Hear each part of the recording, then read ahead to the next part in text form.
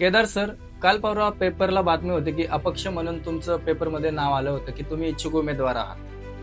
पण तुम्ही अजून फॉर्म भरला नाही किंवा काय, त्याबद्दल थोडं सांगाल का?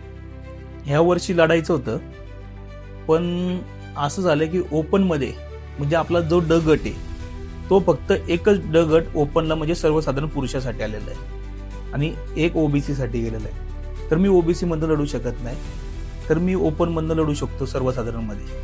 पण ह्या वर्षी सर्वसाधारण मध्ये पण गणित वेगळी जुळतात, ते माझ्यामुळे कोणाचं तरी नुकसान होऊ शकते म्हणून मी थांबलोय.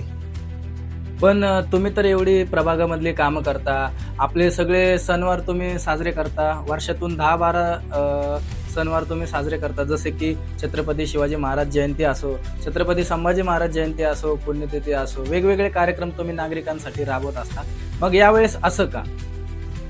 आता तुम्ही मुद्दा मांडलाय. ऍक्च्युली छत्रपती संभाजी महाराज जयंती, छत्रपती शिवाजी महाराज जयंती हे आपण आपल्या प्रभागातील, आपल्या भागातील, आपल्या पुणे शहरातील जी पुढची पिढी आहे त्यांना छत्रपती शिवाजी महाराजांचे विचार कळावे, त्यांच्या विचाराची पिढी घडावी त्यासाठी करतो. तसेच गणपती, दहीहंडी, त्यानंतर आपले बाकीचे सण आहेत, दसरा, दिवाळी, त्यानंतर आपलं संक्रांत, हे सण आपण हिंदूंची संस्कृती, आपली जी संस्कृती आहे ती जोपासण्यासाठी आपण ते सण साजरे करतो. हे सण आपण कधीही मतं मिळावी किंवा आपण लोकांमध्ये फेमस व्हावं ह्याच्यासाठी कधीच केलेले नाही.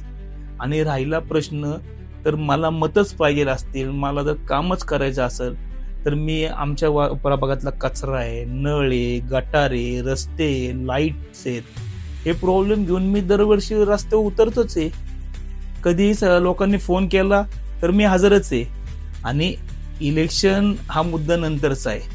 एक म्हणजे प्रभाग जो होतो तो कार्यकर्त्यावरती अन्याय होतो. एक तर ऑड पाहिजे, आणि ऑड जर असेल तर माझ्या प्रभागातली जी लोक आहेत, माझ्या वॉर्डातली जी लोक आहेत, मी जर काम नाही केलं तर एकच नगरसेवक असेल ना तर त्याचा कान धरू शकतात.